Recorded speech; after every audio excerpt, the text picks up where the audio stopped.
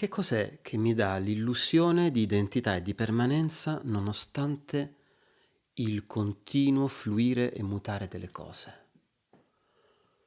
Quale meccanismo di ritenzione della coscienza, della memoria mi fa dire questo è il parco dove giocavo da piccolo, anche se tutto lì è cambiato e ora sorgono, per esempio, grattacieli o centri commerciali? È strano se ci pensate, eh? Sembra che la coscienza abbia bisogno di mantenere coesa la struttura identitaria delle proprie percezioni, dei propri ricordi, delle proprie rappresentazioni, nonostante la trasformazione continua delle cose. Trasformazione che a volte può essere molto drastica. Eppure questa stessa coscienza la vediamo anche capace di intuirne l'illusorietà, o perlomeno intuirne la precarietà, la sfuggevolezza del mondo che percepisce. E se questo succede con i luoghi, figuriamoci con noi stessi, che guardando una foto di quando eravamo piccoli, di quando eravamo bambini, continuiamo a dire questo ero io, oppure questo sono io. Ma io chi? Eppure in un certo senso è vero, posso risalire a una certa identità, ma in un altro senso no, quell'identità è illusoria.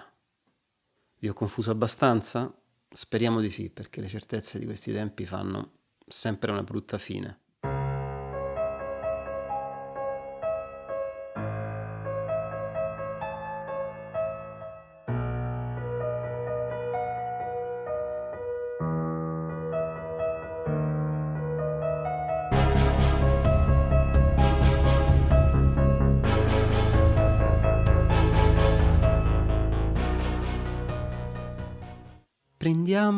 Prendiamo per esempio, iniziamo da cose semplici, prendiamo il chiostro dei Santi Quattro Coronati a Roma.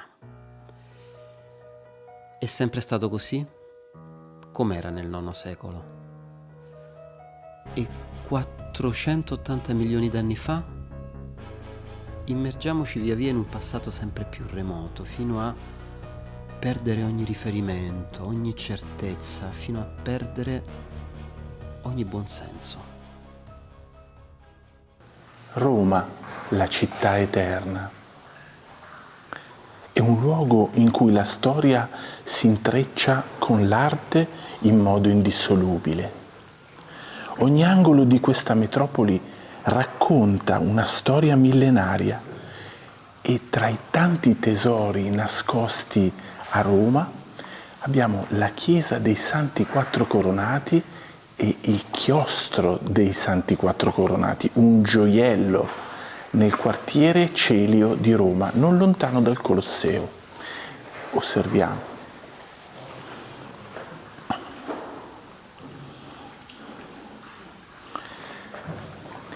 La chiesa qui annessa è una chiesa di stampo medievale, molto interessante, nel cuore della città di Roma.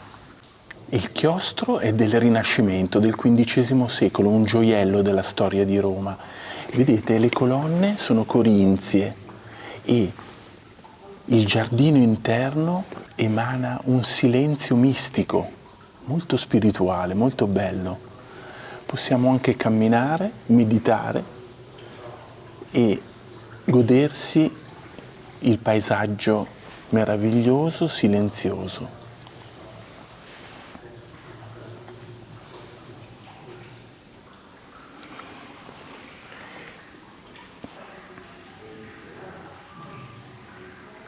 Una visita a questo sito è un viaggio nel tempo che nessun appassionato di storia e cultura può permettersi di perdere.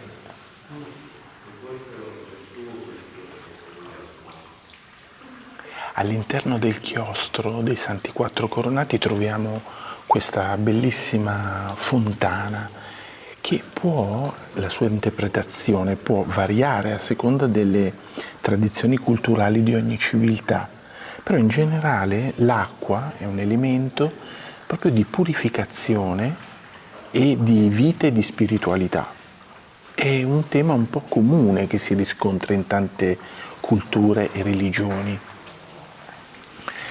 Spesso l'acqua è anche associata alla rigenerazione, quindi alla vita e alla spiritualità.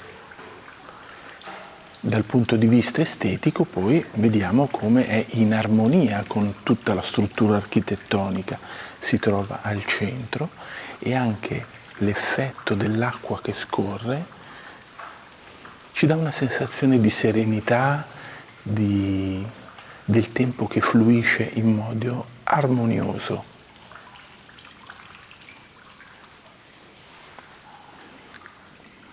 L'acqua è considerata sacra in molte tradizioni religiose e rappresenta la vita stessa.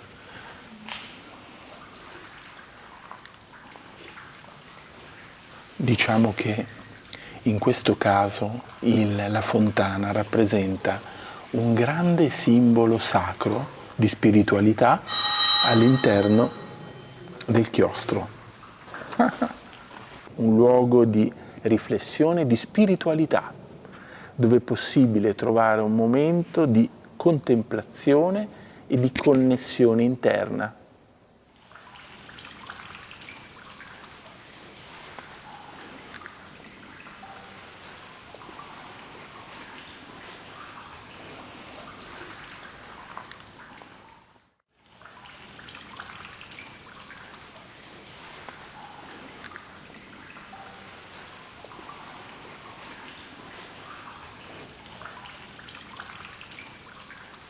Eccoci qua, stavolta ho affiancato le foto in modo da avere uno sguardo sinottico.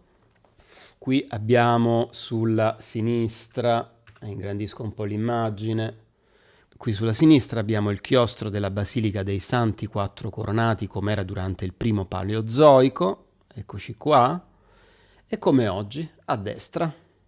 Nel periodo ordoviciano l'area del chiostro è pressoché inesistente. In realtà lo stesso discorso andrebbe fatto anche per il fortilizio medievale, la torre, l'intera basilica.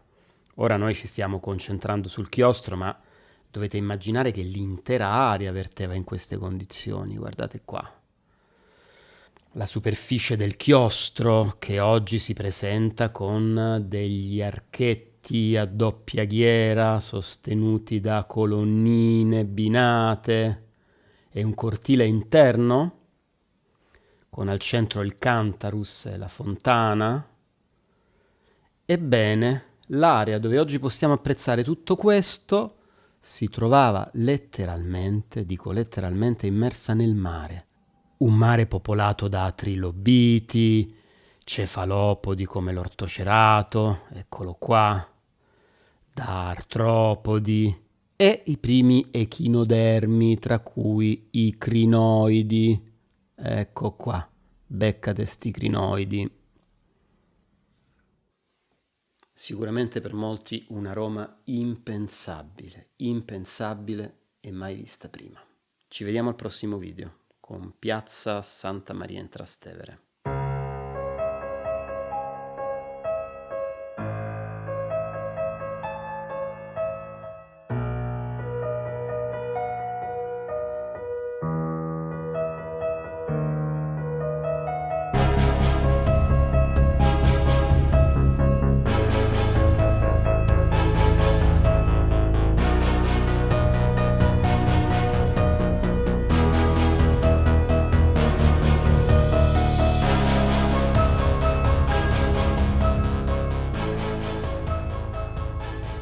E c'è una storia avvolta proprio nel mistero di questi 4 martiri cristiani, ma guardiamo, si rifiutarono questi martiri di diventare cristiani e quindi furono uccisi.